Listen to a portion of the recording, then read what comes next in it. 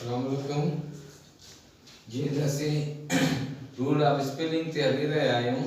कुछ के कंदा न वरी पाण अॻिते हलूं था if any word start with p and after p is s rt that p will silent जेकॾहिं के लफ़्ज़ में असां के p ऐं p खां पोइ s या t पाण खे पढ़ण लाइ मिले त उन छा थींदो p जेको आहे साइलेंट थी वेंदो। ये साइकोलॉजी पाण पढ़ंदा आहियूं साइकोलॉजी असल में लिखबो ही आहे p सां शुरूआत थींदी आहे p खां पोइ s अचण सां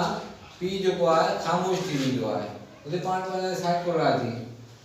हाणे जेकर पाण रिसीप्ट पढ़ंदासीं ग़लति थींदो छा जे करे जे t अचण करे p will be silent या p साइलेंट यानी ख़ामोश थी वञे थो उन करे पाण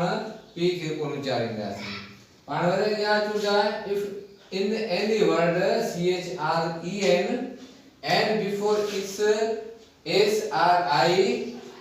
have come T that T is silent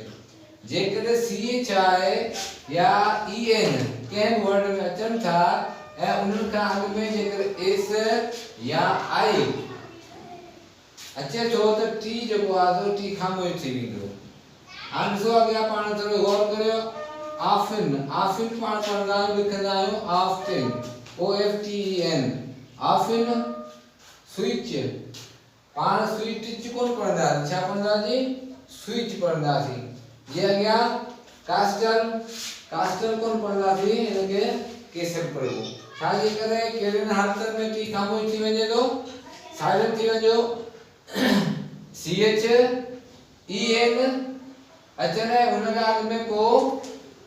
SRI S या I अचे त T will be silent T ख़ामोश थी वञे थो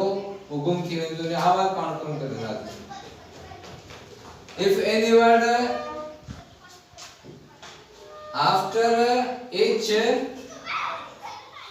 or G became U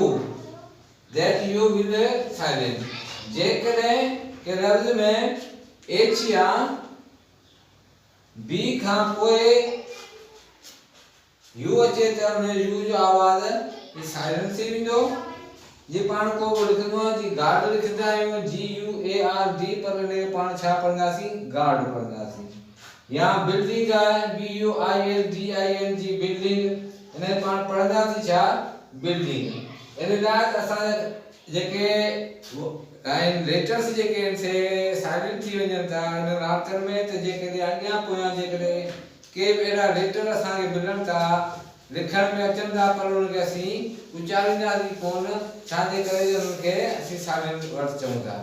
हाणे महिरबानी करे असांजी वीडियो खे तव्हां लाइक करो कमेंट करियो सब्सक्राइब करियो।